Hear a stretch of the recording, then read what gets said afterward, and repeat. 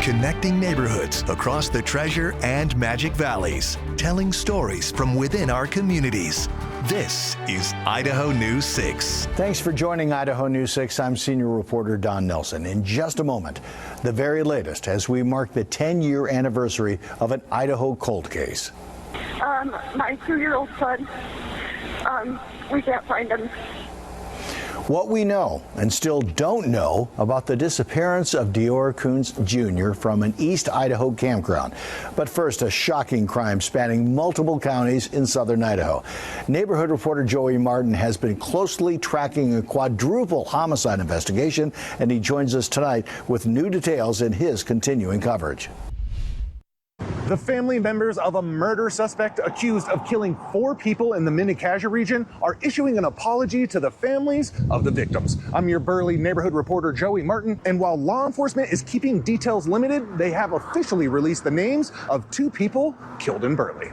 We're learning more about the 56-year-old man charged with killing 4 people in 3 locations across 2 southern Idaho counties. In response to the tragic events, the daughters of Benjamin Naylor issued a family statement on social media. As daughters, we feel our father finally lost his lifelong battle with a very severe mental illness that plagued him and our family throughout most of his life. The statement ends with, "We would again like to express our deepest condolences for the victims and their families, as well as the entire community that has been affected by the events of this past week. We are also learning more about some of the victims police say he killed." As we reported, authorities arrested 56-year-old Benjamin Naylor on Tuesday in Lincoln County. Police tell us they found a female victim in a home in Rupert, a second victim in a vehicle in Minidoka County, and the third and fourth victims inside a Burley home. The latter 2 now identified as Kelly and Donna Jenks. On Thursday, I spoke with a member of the Jenks family who told me they are still processing this tragedy, but want to thank the entire community for the enormous support they've received over the last 48 hours. If you would like to support their family, you can find a link to a GoFundMe page on our website. Naylor is booked into the Cassia County Jail on 4 counts of first-degree murder and is being held without bond.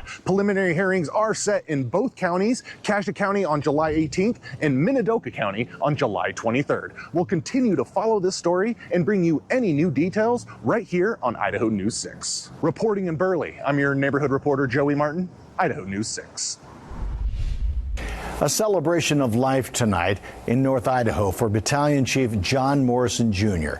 Morrison, one of 2 firefighters shot and killed while responding to a fire at a popular recreation site in Coeur d'Alene. Police say it was an ambush.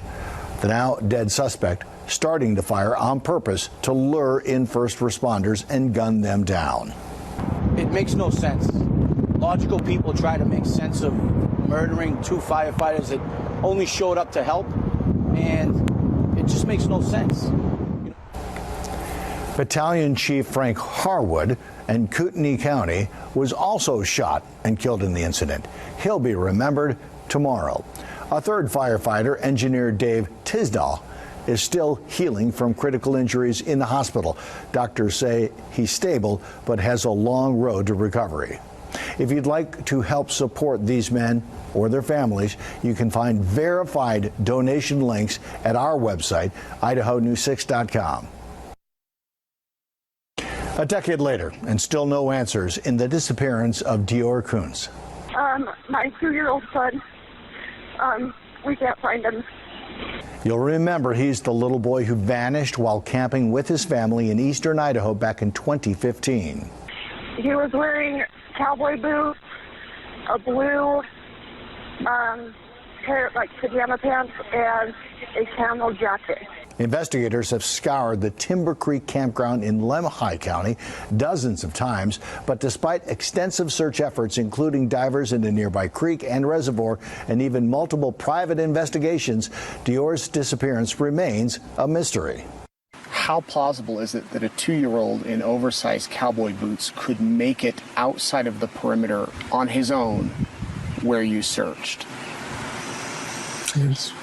It's possible. There's always that possibility or that chance. Yeah, we can't rule it out for sure. Dior's parents say they left him at the campsite with his great-grandfather so they could go explore.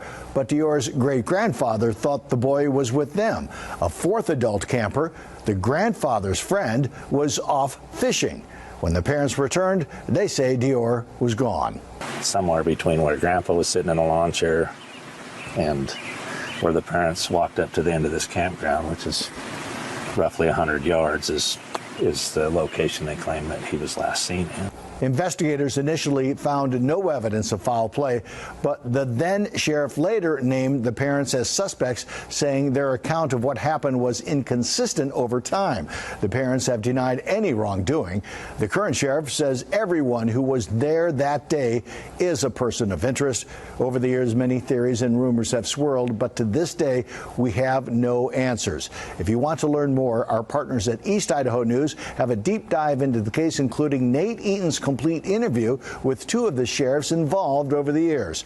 Look for the link at idahonews6.com. Now, the Idaho News 6 forecast. News 6 forecast. Gorgeous conditions up at Bogus Basin right now. This is a view from our camera up there. Check out the greenery on the mountainside. That's where I'd want to be right about now. Temperatures across the region are sitting right around the high 80s, 88 in Nampa, 88 in Kuna, 92 in Ontario, and 90 down in Mountain Home. As for Boise overnight tonight, 62 degrees, clear skies. It's going to be nice to get out, maybe go on 8th Street, get some dinner. But tomorrow, conditions are going to clear up. Clear skies pretty much all the way across the day. 93 degrees in the middle of the day with some wind. I'll tell you more about that in my extended forecast. But first, let's take a look at some of the traffic we're seeing across the region here. Downtown Boise to Meridian sitting right around 30 minutes. Lots of congestion. As for Boise to Caldwell, 46 minutes. And the culprit behind all this, as always, is the Flying Y here. We've got lots of congestion at the connector there. Hopefully that clears up soon, but for now, drive safe. Rapid growth capturing the spotlight at today's State of Our City address in Caldwell. Mayor Jerome Wagner says Caldwell's population has jumped to more than 65% in just the last decade, resulting in thousands of new jobs and a big boost to the local economy. The city also honoring standout employees, including 3 lifeguards who recently saved young swimmers at the city pool. This is why we are here today. This is what we are celebrating. This is the state of our city, where we care for each other, we look out for each other, and yes, we even save each other. Mayor Wagner also touted efforts to lower taxes for property owners. The city of Nampa is looking at giving the Ford Idaho Center to the College of Western Idaho through what's called a conveyance. And now there's some more questions. I'm your Nampa neighborhood reporter Keith Burrell, and I spoke with Mayor Kling as well as President Gordon Jones about some finer details. Nampa has owned the Ford Idaho Center for nearly 30 years. As soon as August, it could be property of the College of Western Idaho. State law allows for the transfer of property between public organizations as long as the city council deems it to be in the public interest and the property is underutilized. So I wanted to know from Mayor Kling how the venue would be in better hands with CWI. And some would say, hey, it's greatly utilized, but we can maximize the utilization to benefit students and the College of Western Idaho. The College of Western Idaho sees new coursework opportunities when owning the Ford Idaho Center and its other various facilities. If ownership is transferred to the college, CWI would add almost 100 acres of property directly next door to the main Nampa campus.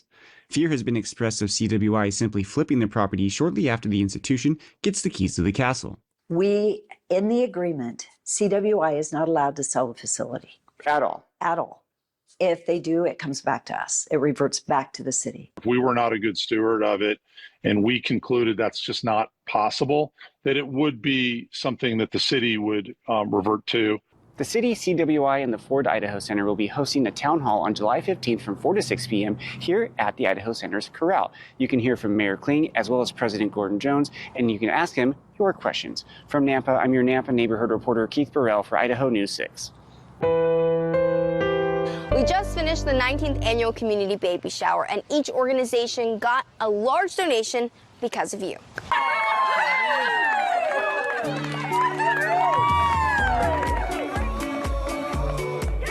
So we're able, actually, we were on the verge of closing one of our after-school programs, and now we don't have to. They are going to be super, super excited when we get to come back into session and let them know. It is going to go really far, and it's going to be able to help us expand what we're able to offer. It was a great surprise, and thanks to the community for supporting our program and all of these programs. That's a wrap on the annual community baby shower. In total, together we raised $96,036 together. Sophia Cruz coming from Albertsons in Boise. At Gowan Field, hear from the crew behind helicopter rescues like this. It's been a busy few weeks for the Idaho National Guard as they completed multiple high-altitude rescues across Idaho. I'm your South Boise neighborhood reporter Brady Caskey, talking to the crew behind these complex rescues at over 10,000 feet of elevation. When you're up there, you know, the difference between success and failure is really like a razor's edge. Theron Cameron flies a Medivac Black Hawk helicopter on some of the most technical rescues in Idaho. When we get the calls, it's because nobody else could do it. He and his team of rescue-ready guardsmen completed some of the highest elevation rescues in the organization's history this summer. A hoist rescue of 2 hikers at 10,100 feet on Monday, while a different crew landed a helicopter near Mount Bora at 12,350 feet just 9 days earlier to help a stranded hiker. If a helicopter is looking for you, using something reflective like a mirror or your phone screen to signal them using the sun makes you easy to spot from miles away. Reporting from Gowan Field, I'm Brady Caskey for Idaho News 6. The state of Idaho is consolidating some of its disaster response capacity. The Idaho Bureau of Emergency Medical Services will now be absorbed into the Idaho Military Division. EMS operations will relocate to Gowan Field, but StateCom will continue to operate out of Meridian. The change comes at the direction of state lawmakers. The goal is to improve coordination and make operations more sustainable in the face of challenges, including a lack of staffing. Windy conditions across the region over the past couple days, and we've got more on the way. I'll tell you more in my extended forecast. Now, the Idaho News 6 forecast. I'm Brady Caskey, back with that extended forecast I promised you. Temperatures in Boise right now sitting right around 87 degrees. This is a view from our Grove, Tower Cam, all those folks leaving downtown. Windy conditions, 15-mile-per-hour winds. Temperatures across the region at the moment are sitting in the high 80s, 88 in Kuna, 88 in Caldwell, 89 in Homedale, and 90 down in Mountain Home. And I'm sure you remember those thunderstorms we saw yesterday and all those windy conditions. The good news is that those have made their way out of our region for the most part, but they did do quite a bit of damage while they were here. Let's take a look at some footage we've got from earlier today. This is a lot of downed trees that we've seen pretty much all across the region. I think this is at Star City Hall earlier this afternoon. Our crew went out there and there's a lot of work to do. They're running the chainsaws, the chippers, and all that good stuff. Even neighborhood reporter Alexander Huddleston was out last night helping folks move trees out of the road on his way home, so shout out to Alex. But let's continue back. Let's look ahead to what's on the horizon here, and that is more wind. This is what it's going to look like in the evening on Friday. Gusts up to 17 miles per hour in Boise, 21 in Mountain Home. Saturday is a touch better, but not really by much. 15 miles per hour in Boise and 17 in Mountain Home. So clear skies, but windy conditions on the horizon here. Take a look at this time lapse in McCall. Oh, gorgeous day out there. Check out those cotton candy clouds, 75 degrees. Going into our weekend, 84 on Saturday, warms up a little more on Sunday, 87 with those clear conditions going into next week. As for the Treasure Valley, we've got clear skies already, including tomorrow.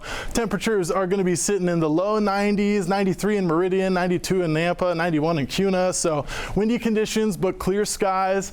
As for the west central mountains, mostly clear, a little more cloud coverage, cooler up at altitude, 81 degrees in McCall, 83 in Cascade, but 94 in Garden Valley. When we make our way to the east central mountains, things cool off just a touch more, 83 in Stanley, 82 in Sun Valley, and check that out. We've got some isolated storms in the region and some more cloud coverage. Also, look at this. That's the wind whipping right by Fairfield all the way to Haley. So not quite out, not in the clear quite yet in that region. But taking a look at our Treasure Valley extended forecast, Friday, 93 degrees. Like I said, clear conditions pretty much for the foreseeable future. We warm up a little more going into our weekend here, 99 on Sunday before we get into 100 degrees going into next week. So if you're over the thunderstorms, don't worry, they're gone. We've got clear conditions going into the week.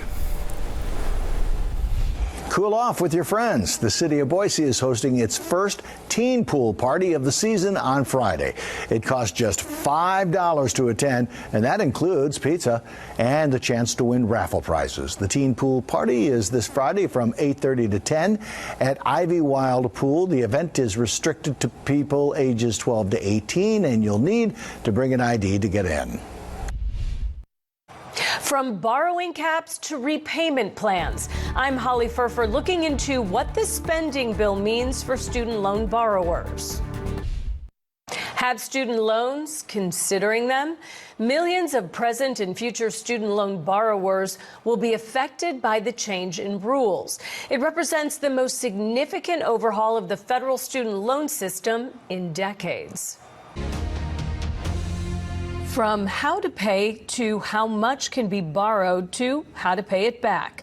The Trump administration's budget bill has a new rule for that. The big takeaways is that borrowers are going to have fewer options to repay their student loans, and they're going to be paying more, and in many cases, much longer. The sweeping rules the president signed into law make important distinctions between current borrowers and new ones. Here's what you need to know if you're one of the 43 million Americans who currently owe money on student loans. 3 repayment programs, the pay-as-you-earn, income contingent repayment, and SAVE plans are being phased out by July 2028. And if you're in a SAVE plan, pending litigation could put you back into repayment much sooner. So those borrowers are still going to be sort of waiting and subject to what happens in the litigation. They remain very much in limbo for now. The income-driven repayment plans are expected to migrate to a new one called the Repayment Assistance Plan, or RAP, expected to raise monthly payments. The RAP plan is totally different because they don't carve out any amount of income to meet your basic needs. Instead, they apply a percentage to your entire adjusted gross income. Previous repayment plans only considered income above 150% of the poverty level. There are some upsides. This bill does increase the number of times you're allowed to rehabilitate out of default from 1 to 2. New borrowers will see the biggest changes with more stringent caps on borrowing for parents, graduate students, and professional schools, raising concerns for hopeful law students like Daniel Soria. A lot of the aid that would have relied on to make it financially viable is no longer going to be available. New borrowers will also be limited to 2 repayment plans, a standard repayment plan or RAP. The one other important thing I would flag for existing borrowers is that they will be treated as new borrowers next year if they consolidate their loans. Shafroth's advice: if you're thinking of consolidating your loans, do it before July 2026 to have the most options. The final bill toned down some of the more controversial proposals that included more stringent borrowing caps and barring non-citizens from receiving student aid. The most significant concession for current borrowers is the repayment plans, with some having a grace period, but there are lots of provisions. Holly Furfer, Scripps News Group, Atlanta.